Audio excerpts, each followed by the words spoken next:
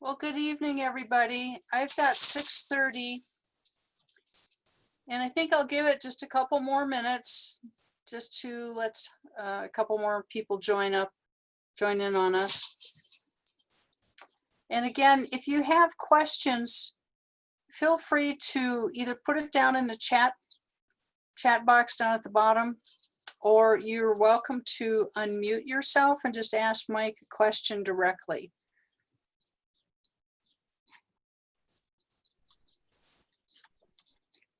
I do have a couple more programs coming up.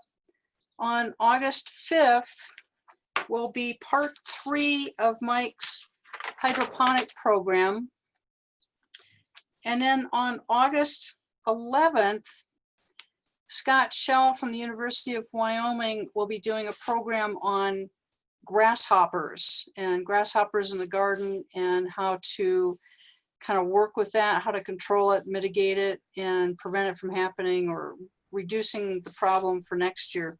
So program on grasshoppers on August 11th. And then I've been working with another one of our speakers for a wildflower program, and a wildflower program kind of targeted towards pollinators and pollinating insects. So that will be coming up also sometime in August. So stay tuned, watch my emails. And Mike, I've got 6:32, and so I'm going to turn the program over to you. And again, our host tonight, or excuse me, our speaker tonight is Mike Heath, is Laramie County Master Gardener. And this is part 2 on hydroponic gardening. So we're going to learn a lot more tonight with Mike. And so Mike, it's your show. Okay, thanks a lot, Catherine. And welcome everybody, and glad you could make it tonight to part 2 of hydroponic gardening seminars. And we're going to take it tonight from a slight rehash of last week right up to the point where you're going to transfer your plants into the system itself. And then next week, we'll take it from putting the plant in the system and go further from there with diseases, pests, monitoring, that kind of thing. So with that said, let's go ahead and get started. Okay. Maybe we'll get started.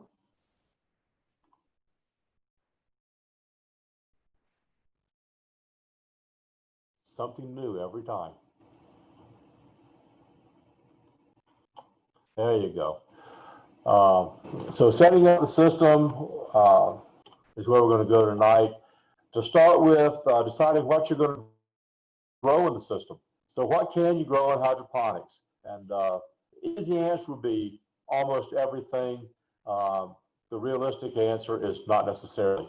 Almost all herbs can be grown hydroponically. There are some, such as rosemary, that are just way big and you'll never get in there. Others like lemongrass grow hydroponically growing. But you can do things like parsley, peppermint, basil. Thyme is good in there. Oregano works very well. Most herbs that we normally use in the kitchen can grow hydroponically. At some point in time, I will do an experiment, see if I can put some rosemary in a aeroponic system and see if I can get it to grow that way, but that's for the future. Vegetables, a lot of the vegetables can go in there. Anything that's vining, squash, cucumbers, those peppers do well. I've got some eggplant started now to go in my hydroponic system. Broccoli, cauliflower, anything can grow in there as long as you can support that root, that stalk to grow. Strawberries do very well in hydroponics. Flowers can grow well in hydroponics. Things that can't grow though, obviously your grains, wheat, barley, corn, takes way too much area. And for the yield that you have, if you put it in hydroponics, you'll be wasting a lot of space. Corn, of course, the stalks are going to grow, depending on your variety, up to 6 or 7 feet, and you're going to get 1 or 2 ears off that stalk, and it really just isn't worth the effort to try to put it in hydroponics. It probably will grow there, but it wouldn't be cost effective. And the same with your wheat, barley, your small grains. It just takes way too much area to get a decent yield out of them. And the harvesting equipment, of course, wouldn't work with hydroponics anyway. Larger bushes and shrubs like currants, choke cherries, blueberries. I still want to try blueberries at some point in time, but those kind of things aren't really suitable for hydroponics. Trees, not suitable for hydroponics unless you're starting trees from seed. Then you can probably put them in to get them started, but they'll end up being way too big for a hydroponic system unless it's a very small specialty tree like the bonsais or something like that. And then you probably could, but I don't know why you'd want to. Anything with a very deep root or large root system, probably not suitable for hydroponics. We talked a little bit last week about spare parts, and I want to hit that a little bit harder this week because you always want to keep spares on hand. We talked about just a couple of things last week that you need, pumps being the most critical. And depending on how many systems you have, you want to have at least a pump on the side that can be used. If you have multiple systems, you may want to have multiple pumps as spares. I've only had 2 go out. One I burned up myself through not monitoring the system, and another one just died. So that's in the last year. So pumps are very important, and you can lose your entire crop just a couple of days, depending on the system you have, if your pump goes out and you don't notice it. You want to make sure you have some light bulbs or tubes for your lights on hand. LEDs seldom go out, but it does happen. And you want to have some plumbing fittings, pipe, in case you ever have a leak in a pipe, you have to repair it real quick. You always have something on hand that you can do that without having to run to the store and waste a lot of time. Timers, they're mechanical items. They do fail. Doesn't hurt to have 1 or 2 on hand. They aren't that expensive. That way, if one goes out, you can just swap it out real quick. Depending on your system, you may have other parts that you think are necessary to hang on to. Sprayers, perhaps, some tubing, drippers. Drippers do clog. So if you're using those, it's always good to have a little pack of spares on hand. There again, they're very cheap, and to have a few extras wouldn't hurt at all. So let's talk about lighting. Now this is setting up the system. So we finished our rehash, and now we're going to discuss actually getting into the system itself and getting things set up. You need a mix of red and blue and white light. Until fairly recently, conventional wisdom was that you needed red-blue light. That's all you needed, and that's how the plants grew the best. More recent research has changed the thought process on that. I spoke with one of the doctors down at CSU last year, and he told me that I was actually on the right track using a mix of red, blue light and white light, because plants do use other color spectrums, not just the red and blue. Green has an effect on plants, just not in the same amount as the red and blue does, but they got to have it. Well, if you have white light, you're getting the green right along with that, because that has all the color spectrum in that particular light, all those wavelengths.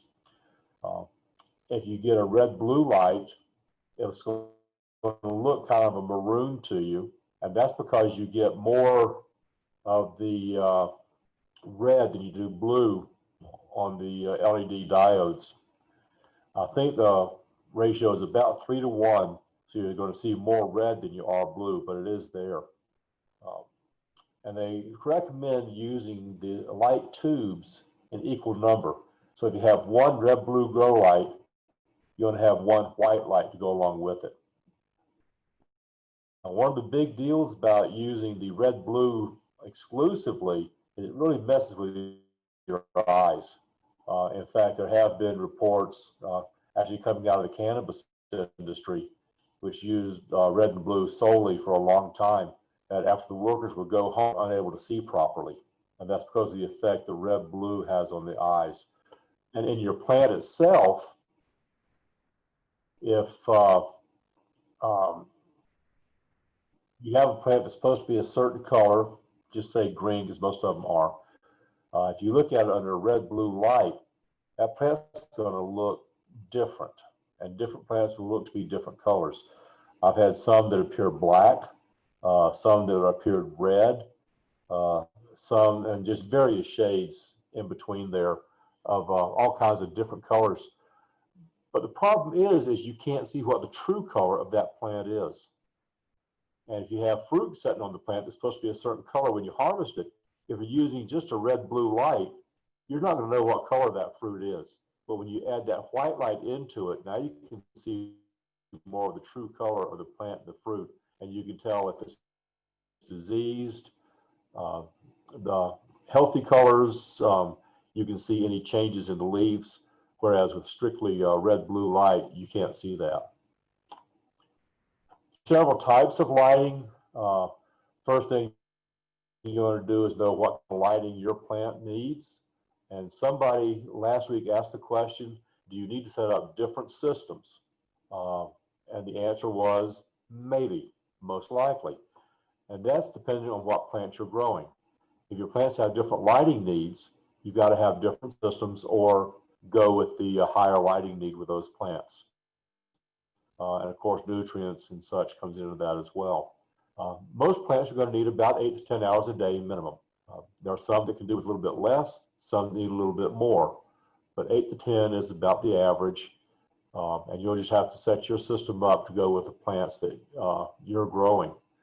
So check the individual needs of those plants and make sure you're using a timer. You can always do it manually, but having to plug and unplug lights constantly would just, to me anyway, be a heck of a chore. Putting them on a $10 timer takes care of that whole problem, and you don't have to worry about it. Just make sure your light is coming on when it's supposed to be on and turning off when it's supposed to. The first light that you think of is natural light, and there's actually a hydroponic wall over in Laramie, downtown, that Agrobite system set up early on. It's been several years ago now. It uses natural light.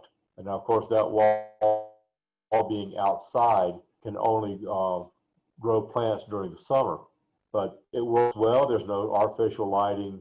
And from what I hear, it does great in the summer. So they get plenty of light on that. The other one that we're all used to, though, is fluorescence. And I used fluorescent lights exclusively in my hothouse for several years and did great with them. They put out plenty of light. Of course, I'm using a 6-bulb high bay light fixture, and has just a large amount of light output.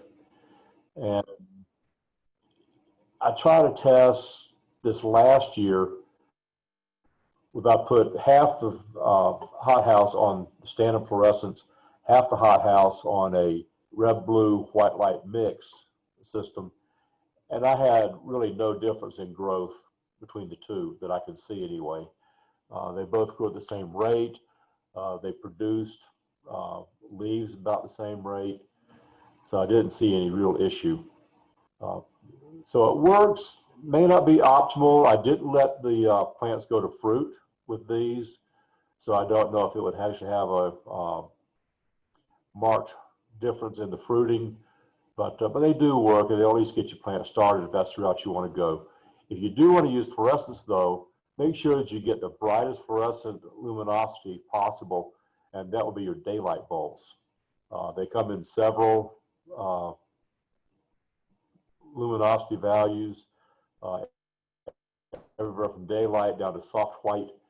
Some are good for reading, but when plants don't read, so use daylight, and that pretty much mimics the outdoor lighting. The LEDs, which are actually the best light you can use, you can get in all wavelengths. So if you have a specific plant that wants green light, you can get just green light diodes in your LEDs. If you need a red-blue mix, you can buy those. And just in all kinds of ratios, just depending on what plant you need. And it's real easy.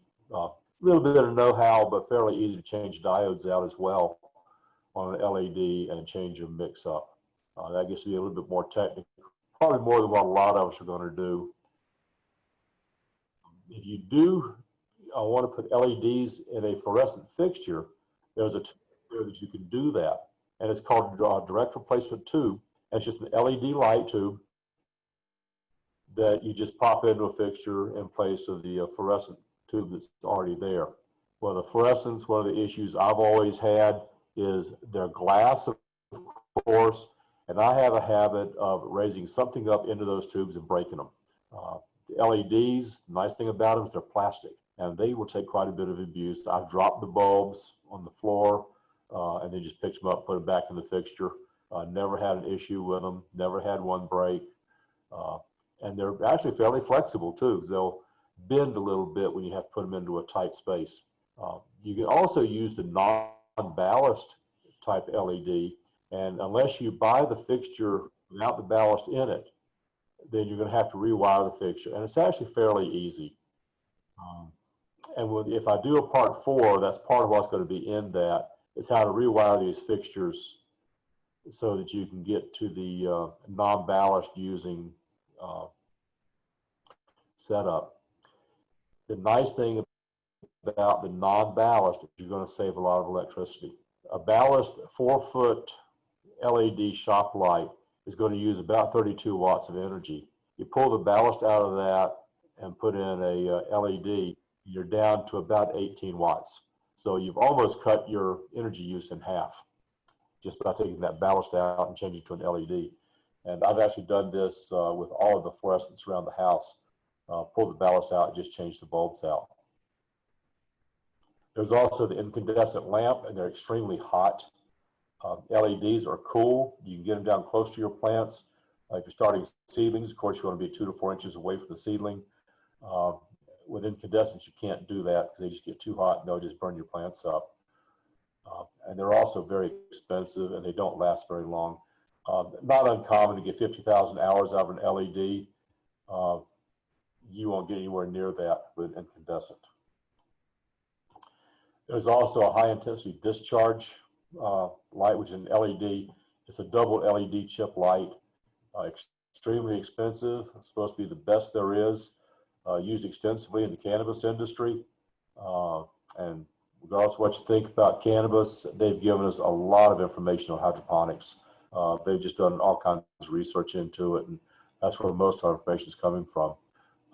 But they are extremely expensive. To get just a regular 2x2 LED grow light setup, not uncommon to spend $300 for that system, and the high intensity is about double that. There's also a metal halide light bulb, good general purpose bulb, also gets a bit warm, expensive, and doesn't last very long. Probably not suitable for a hydroponic system. High pressure sodium, if you recall, these are the street lights of the past. They're good for the flowering and fruiting stage, not good for getting plants started at all. Again, they're very expensive, hard to set up, and a short lifespan on those. Probably not something any of us would ever use. So let's set up the system itself. We talked about the different components last week. The sump tank, growing area, which can be your tray, pot, depending on what kind of system you're using, the lights, and the nutrient movement system. And the first thing I want to tell you about your sump tank and grow area is you've got to know the volume of those two components. You've got to know them, a flow system or a deep water system. When you start adding your nutrients, remember that you're going to have that nutrient mix in both locations.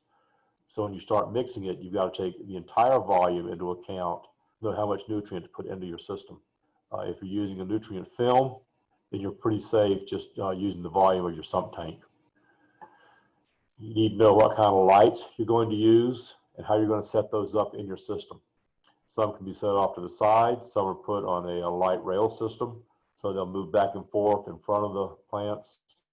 Depending on the depth of your plants, that could work very well.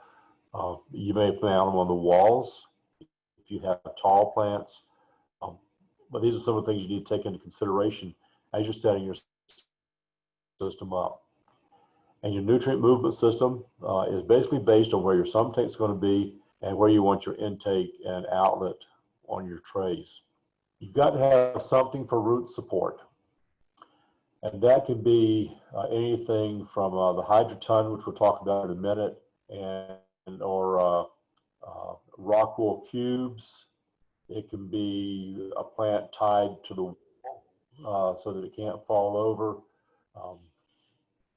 All kinds of root support systems, but you got to have something to hold that plant. And then you need to balance the nutrient mix. This is probably the most challenging part of the whole operation.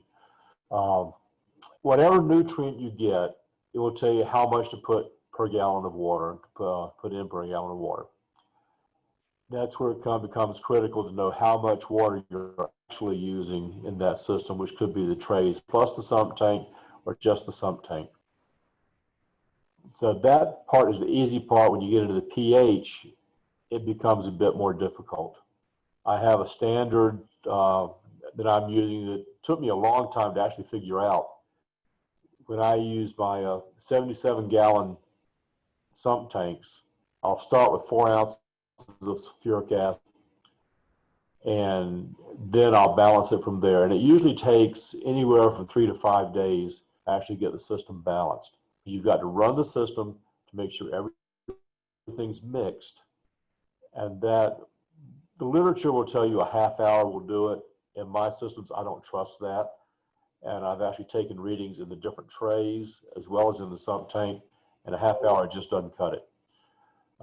So I give it about a day each time I do an update when I'm balancing the system. Once it's balanced, it's fairly easy. But I start with the 4 ounces, and then I can go up from there. If you put too much acid in, though, you can't take it out, and you could really burn your plants up with that. So I'd say as you're balancing, start low and then build it up as necessary. And I've talked about the acid. I use sulfuric acid. It really doesn't matter what kind you use. In a small system, you can get by with vinegar. I had a 24-gallon system that I started out with, and I was using vinegar in that. But to keep that thing balanced, good gosh, I was going through 2 or 3 gallons of vinegar a week, and that's just way too much. Sulfuric acid is just battery acid.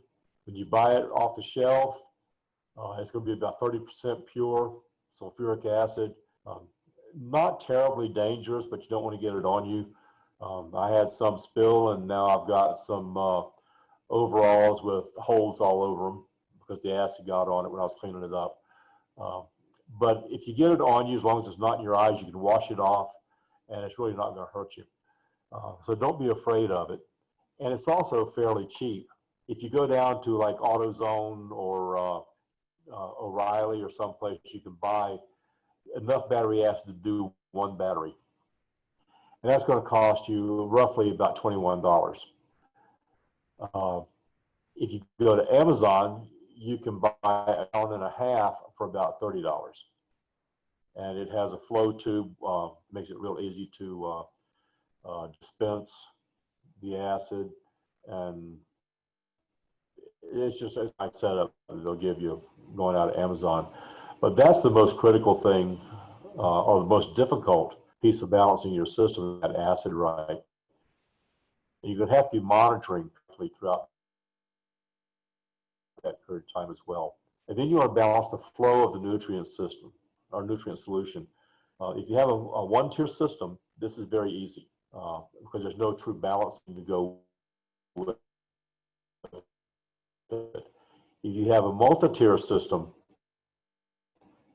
that changes because probably less pressure than what the lower systems need, depending on how you've got it set up. So you'll have to adjust your valves to be able to get a constant flow coming out of each outfeed tube.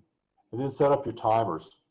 I have mine set up so the lights run for about 11 hours a day, and I have a separate timer that runs the pumps, and the pumps are set on a half hour on, half hour off.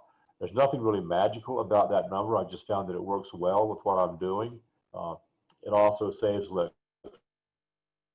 electricity by not running constantly. And at the same time, it gives the roots a chance to aerate and breathe and get oxygen to the roots themselves, as there's no liquid that's totally covering the roots. You are going to have to pay attention to your airflow, CO2 levels, temperature, and humidity. Airflow will depend on how you have your system set up. If you have it, say a small system set on the kitchen countertop, airflow is usually not going to be a problem. In the basement, perhaps, depending on how large the system is, you may want to put a fan on it, small fan. If you have a system like mine, you've got to have something going all the time just to move the air around it. Because along with that airflow, if you're not moving the air, your humidity is going to build up.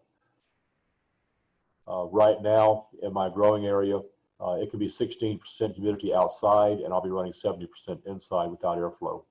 So you've got to have something to move that air and circulate it and churn it up a little bit, humidity. It's very easy to check humidity on these things. You can get a atomic clock from Walmart, cost you about $10 or $15, and a lot of them will have a humidity indicator on the clock itself.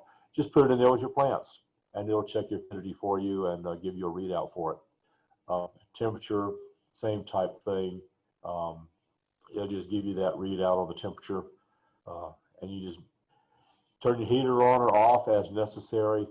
And depending on your heater, that can also take care of your CO2 levels.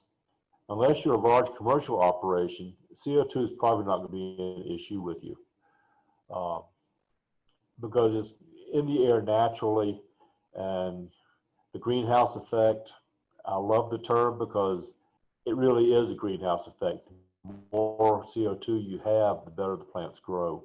They do need oxygen as well, but increased levels of CO2 help. I learned that lesson actually the hard way this spring, as I have plants in the hothouse that I had increased CO2 coming into because I had the heater turned up in there, and gas heaters naturally produce CO2. CO2 generators are nothing more than gas heaters. And the plants just went absolutely crazy. And I actually was just about ready to start harvesting some squash right about plant sale time. So CO2 can be a big benefit. And fortunately, all my plants are right under a CO2 generator. The nutrient mix, there are several different kinds of nutrient mixes. They basically come down into two categories, a liquid nutrient and a dry nutrient. And there are differences, huge differences. The liquid nutrients with, they're very heavy, and I mean weight-wise, they're just heavy. They're water, along with the nutrients mixed in with the water, and they're expensive to ship because of the weight. Shipping prices are pretty much based on weight. And so the heavier you get, the more it's going to cost you to ship product. They also don't last quite as long as the dry nutrients. I'm getting, when I was using the liquid nutrient, I was getting approximately a year out of a 2.5 gallon bucket of liquid nutrient. And when I went to dry, I'm thinking I'm going to get 2 to 3 years out of the same weight of dry nutrient. Liquids are not very soluble. In other words, they have a dissolved solid component in that mix, and those have a tendency to plug your emitters. I actually had a 16th inch emitter on one of my systems, and it was plugging up with these nutrients. I had to go to an 1/8 inch tubing, or actually a 1/4 inch tubing, to be able to get around that issue. They're messy, and I mean really messy. You can clean them up, but if you pour it out and you spill it, you've got whatever color that nutrient is staining everything. They do provide the nutrients that are necessary for good growth. Gosh, I got 4 harvests off parsley using a liquid nutrient, and they did just fine. I had parsley plants 4 feet long coming out of that. The dry nutrient, I'm very impressed with. I started using that probably 4 months ago. It's still heavy, but you get a lot more in the dry nutrient than you do with the wet, and it's going to last you a heck of a lot longer. It's easier to measure. You got to use measuring spoons and such with the liquids, and it spills as you run over the measuring spoon. You're having to pick up or pour out of these containers. With the dry nutrient, it's a powder. Looks basically like table salt. You put it on a scale, it's measured out by the ounce or the pound, depending on how big your system is. If you got a real small system, you could have some math that you have to put down to fit your system. But just a scale, put it in a little bowl, and then you dump it in the sump tank. If you do spill it, you just got to wipe it up. There's no staining or anything to it. It actually, the literature that comes with it will tell you that it's going to leave a sediment in the bottom of your sump tank. And I've yet to find a sediment. It dissolves readily, doesn't take any stirring like the liquid does, and it's gone. It's mixed in with the water. It's totally dissolved. Been just a beauty to work with. Very easy cleanup, like I said. Spill liquid, solid, doesn't matter, just wipe it up, and it builds wonderful root systems. And this is the difference over here, root systems between the liquid and the dry, if I can get the cursor to work.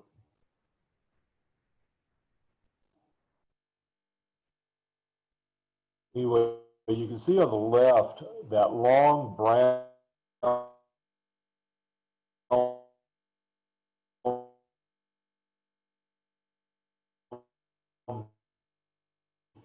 gelatinous looking structure produced by the nutrient. But you look at that root, and that is all the root that's coming out of that plant with the liquid nutrient. It's brown, it's kind of sickly looking. If you could feel it, it felt like root rot on that root. All the root fibers are just kind of mushed together in, I'm not even sure how to describe it. It's almost like a hot jello when it's starting to melt, and real mushy and yucky feeling looking terrible root. And then the white root is the roots came off the same plant after I put it into the dry nutrient system. And you can see just how strong and vibrant and fibrous they are coming out. And this is after about a month.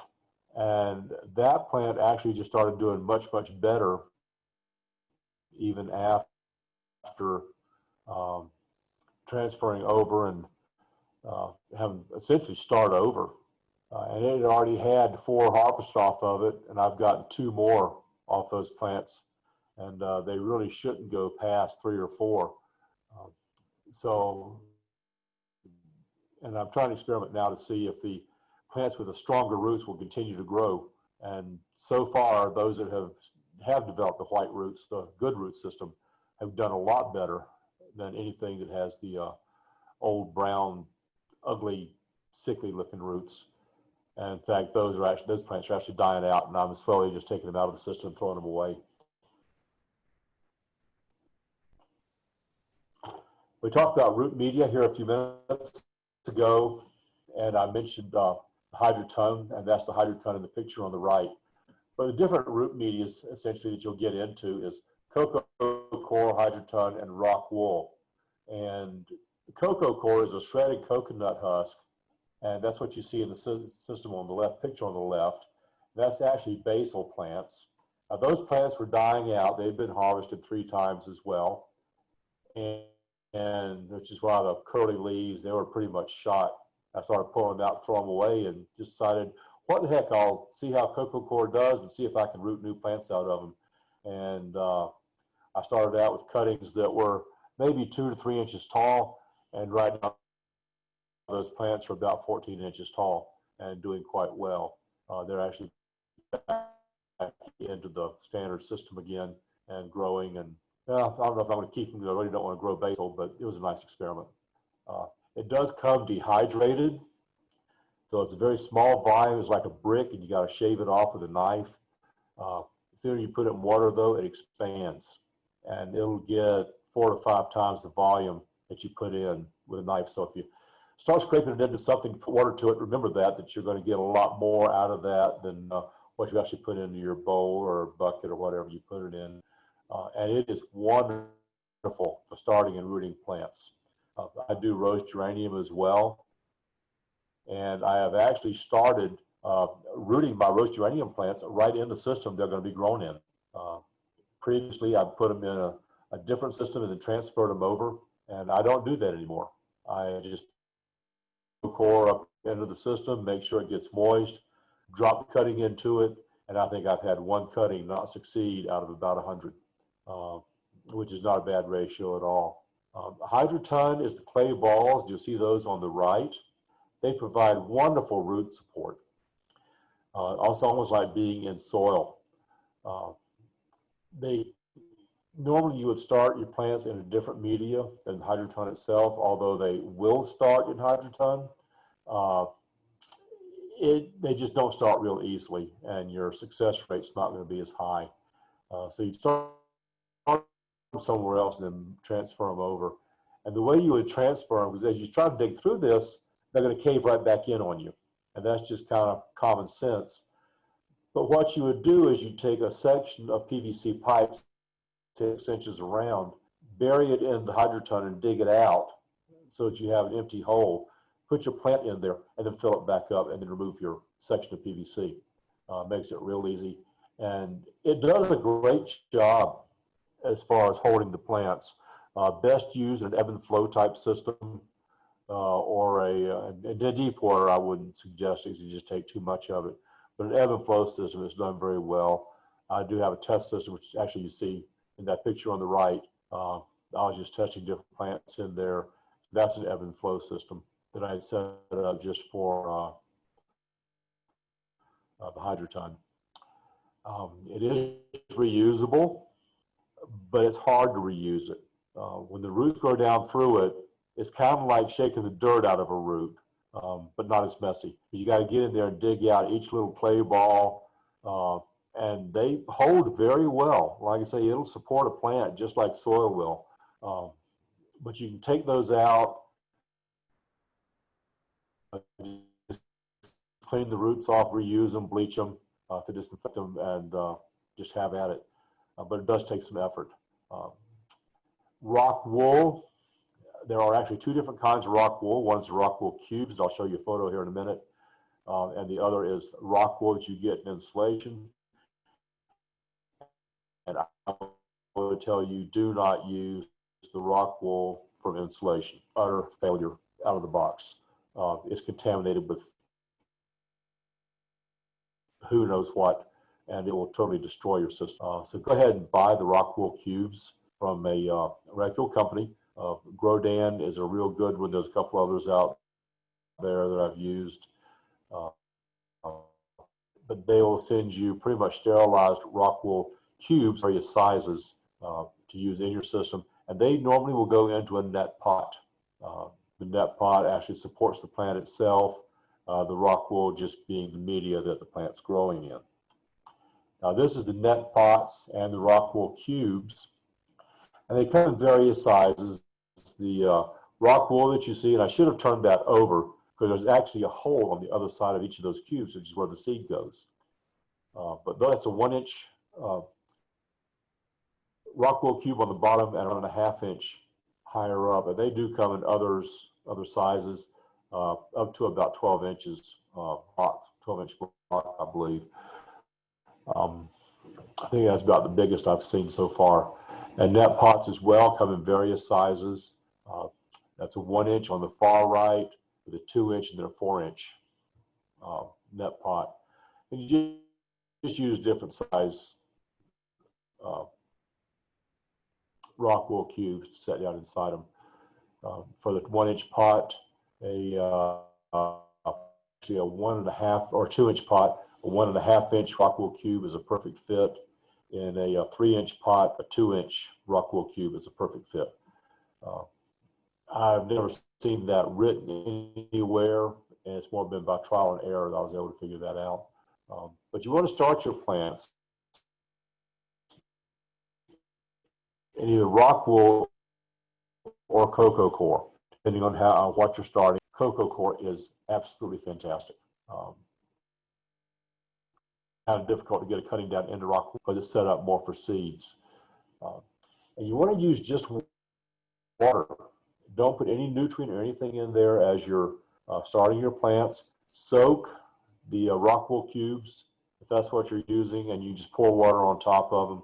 Leave some in your tray so it has something to absorb. And then, like I said, there's a hole on the top of those rock wool cubes, which is where the seed goes.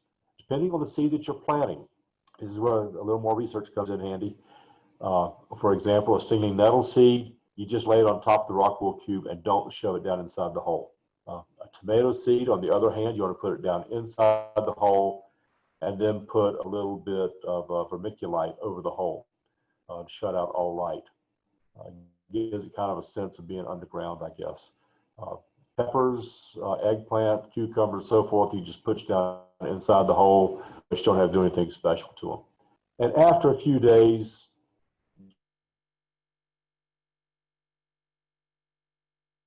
you're going to have plants starting to sprout. Plants, cucumbers and such, after 4 or 5 days, I've got plants germinating. And kind of like we talked about last week, faster germination, faster growth, higher production in hydroponics. Now, get past the first couple of leaves, you get 4 or more leaves on it. Then you want to start using a little bit of nutrient system. Now, some of your nutrient mixes will tell you how much to use for a seedling plant, and some don't.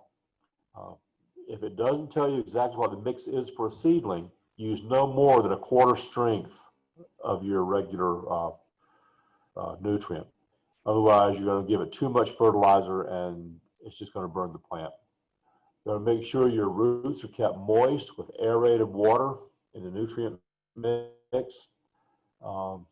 Frankly, when I'm starting plants, I do not aerate the water, but at the same time, I probably transfer them over a little bit faster than most people, because as soon as I get a root growth coming out, which happens pretty quick,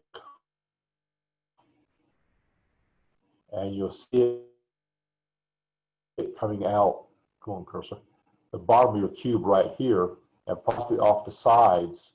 As soon as you get enough root to reach that mix in your system, you can go ahead and transfer these cubes into the system where they're going to be living. And I go ahead and do that just as fast as I can, so I've had no need to actually aerate the water and nutrient mix that the plants are growing in. In fact, I usually have real good roots by the time I have 4, 5, 6 leaves.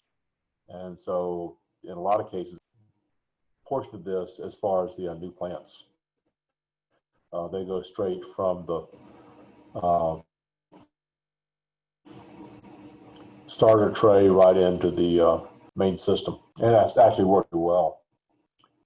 But you're going to have to start monitoring your system. This is where the work with the hydroponics, the daily work, starts coming into play. You've got to at least look at your system daily. You may not go in and monitor nutrients or your pH or anything, but you've got to at least look at it. And part of that is to make sure that you're not having, that your timers are, any of those things can kill your plants if they fail. So at least look at it every day to see what it's doing.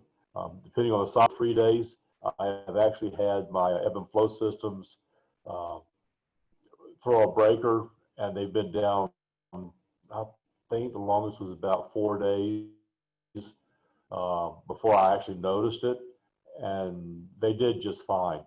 But then that ebb and flow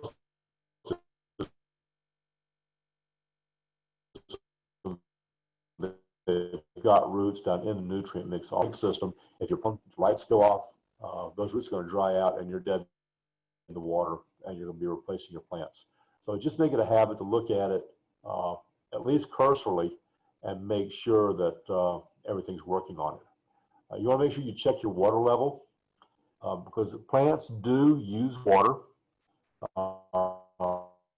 The bigger, closer they are to the flowering and fruiting stage, the more water they're going to respire, and you're going to use water faster. Like I said last week, I'm using about 40 gallons every 10 days in my large systems, and that's actually about half a sump tank. So I've got to go in every 2 days and just replace that water. as you're replacing that water, you need to make sure you're also checking your nutrients and your pH. Once you've got it balanced, a lot of effort going on after that. Eventually you have to add nutrients because the plants are going to use it, and your pH will change because you're adding fresh water to the system. It will be concentrated as the water level goes down, and then it will become less concentrated as you add water. But you're going to have to just keep an eye on that. Hey, Mike. And add acid to your water, whichever acid you choose to use. Yes. Hey, Mike, I do have a question for you. And that, you said you need to check this daily. Is there any way you can set this up on a monitoring system so that there's a computer monitor watching everything for you so that you can at least escape for a weekend? Or is this like an ongoing babysitting job? Well, yes and no. If you can afford it, yes, you can do it. But understand that if you're monitoring from Jackson and something goes out, what are you going to do about it? You still got to be there to fix the problem, which is actually one of the reasons that I went with the ebb and flow system. Mine has gone out in the past, and they've gone about 4 days, no damage to the plants at all. I wouldn't want to go much past that because the lights and everything were out. But again, it depends on what system you have. Some are worse than others. The nutrient film system, Hydroponics, if you lose that or flip a breaker or whatever and it's not working, if you're not there to fix it, you're going to lose your plants. Yes, you can monitor, but you still got to be there to fix any problems. Well, what do you think the probability is of the system failing or something not working correctly? I mean, if you've got it set up correctly, everything's chugging along like it's supposed to, what is the probability of something happening? I realize the electricity can go out, the power, we can lose power through a storm, and there's those variables that happen, but what do you think the probability of a failure is? Well, I went out this morning and had a power bar breaker trip on me, and everything was off on that system. That's why you have to have spares, because things do happen. Now, all I had to do was turn it back on. Yes, parts do fail, and I don't know why this breaker tripped, because there was no reason for it that I could find. But I have had the main breakers in the box. I've had individual power bar breakers trip. And like I said, I don't know the reason. They just, it may be that everything just happened to come on at once, or there was a glitch in the electrical power that threw a surge or something into the system. And I know you experienced this because you're on the same grid that I am. We have surges both up and down in our power, and brownouts are not uncommon out here. Yeah, and it's that time of the year when brownouts can happen. See, because we don't have monitoring. Yeah, but we also get power surges where they're throwing extra energy into the system, and that can trip breakers as well. And you have no control over that. It's just something that happens.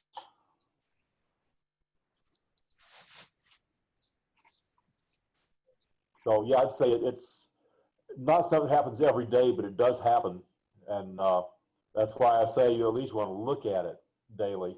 And yes, you can monitor remotely, but if something does happen, then you've got to be there to fix it, or have a system that can last a few days without operating properly. Does that answer the question, whoever asked? Yep, Mike, thanks. That helped out. Okay. Okay, cool. I'm sorry to give you bad news, but that's part of one of the downfalls of hydroponics is you've got to be there to check it. It also gives you a chance to check your plant condition as you're doing that daily check, particularly if you've got white lights in there as well. You can check for diseases, pests, and believe it or not, just because you're indoors and it's January and 20 below zero outside does not mean you're not going to get pests. I found that out the hard way this year, got aphids. I have no clue where they came from because they came in January. And it was cold outside, and I don't know where they were. But I got a dose of those. All I can say is it was beautiful to watch the ladybugs go after them. But if you have plants that you don't want to flower, it also gives you the opportunity to pop those flower pods off. But just look at your plants every day and just check the condition. And it doesn't have something that you examine every single plant, just a cursory look.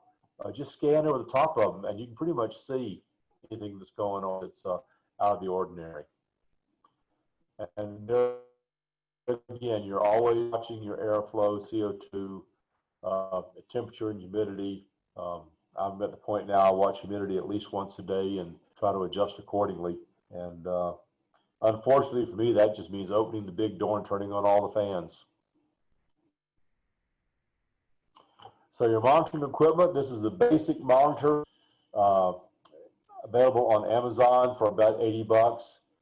It will test 4 things, pH, EC, total dissolved solids or TDS, and salinity, which is the 4 basics. It's a very good system, easy to use, and like I say, it's relatively cheap. Now, if you want to check individual nutrients, that's a whole different story. There are sensors out there that will check things like calcium, nitrogen, magnesium, and so forth, your potassium levels. It takes a different sensor for each one of those nutrients, and each one runs between $300 and $400. If you really want to get into it with a high level of technical ability, that's what you're going to have to do. Probably don't really need it though for a home system, and this was worked just fine for me. I just use it every 2 or 3 days to check, and I'm just not having any issues now that I'm going to the dry nutrient system. You do have to calibrate the system, and that's also fairly easy. That's your initial setup, and then check it once in a while just to make sure it still stays calibrated. And you want to make sure that you keep the sensor, which you see right here, in a liquid solution, and that's not just distilled water or a water. It's a special solution that the company will provide to you that you have to keep this in to maintain your calibration. And it's got to stay wet. You can't just let it run dry. And this is actually the storage unit right here. And you see the sensor itself is a shaded blue area here down inside the nutrient, or not nutrient, but the storage solution. So pretty much that's the program tonight. And we're right up to the place where we're going to be putting the plants into the system itself. That's where we start out next week, is transferring your plants over. And then we'll get into diseases, pests, a little bit more on monitoring, and little bit of harvest perhaps at the end of the program next week. So please, if you have any questions, feel free to ask. So Mike, I have a question for you. What the hydroponic system generates a lot of humidity. Oh, yes. How do you deal with that extra humidity, and what's your advice for dealing with it? Should people have a dehumidifier in the room? Well, a lot of it's going to depend on how much humidity you're putting out, and then that's dependent on the system that you have. If you've got just a small home countertop type unit, it's probably irrelevant to you. And like I mentioned earlier, my system right now, it could be 16% outside and 70% inside. And I've been able to deal with it so far just by opening the big doors and turning the air filters on. That circulates enough air to mix it with the outside air and lower the humidity. You can also use fans on your plants, and that just mixes and circulates the air, lower the humidity somewhat. If it's too bad though, yes, you are going to have to use a dehumidifier. Because with a dehumidifier, you can capture that water and reuse it, keep that recirculation going, but too much humidity in that room and you're going to end up with mold problems, you know, not just with the plants, but with your drywall and everything else. Or so, which is ideal for the plants, between 50 and 60%.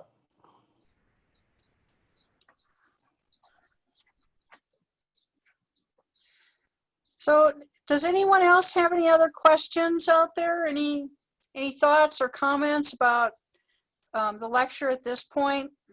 Hydroponics, growing hydroponically. I did see, if you check the chat box, Becky did put a comment in about being able to leave her system for 9 days at a time, but she did have a neighbor stop in to check the system. So do check out the chat box and Becky's comments on that, being able to leave. So you don't have to necessarily be joined at the hip with it. It depends on the system you have. Becky had a different kind of system, and she could leave. If you have an aeroponics, not necessarily, if it shuts down, your roots are going to dry out. So that's dependent on what system you have. See, I can leave mine too, and if it does go down, it's not a big issue.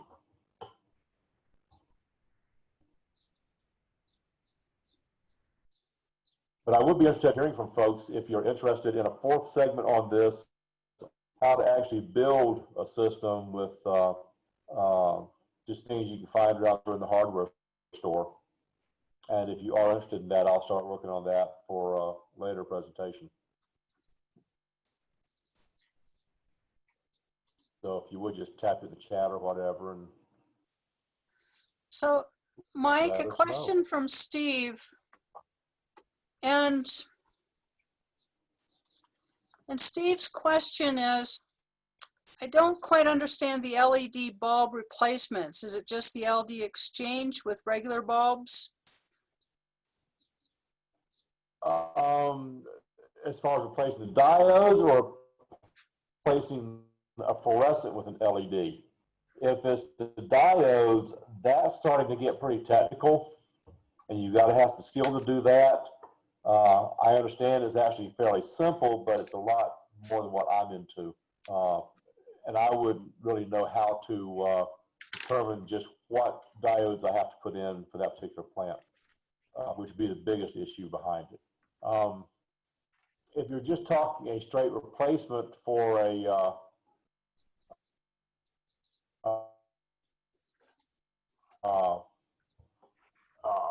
fluorescent light, there are bulbs you buy at Home Depot, Lowe's, that are direct replacements, and you just pull out your fluorescent bulb and put it in the LED bulb, or tube, I should say, not a bulb, but the tubes.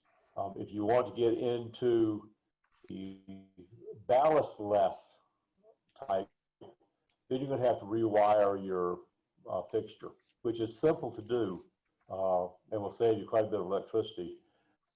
It's a little bit more work than just changing the bulb out. And yes, you can use LED in that fixture using that replacement bulb.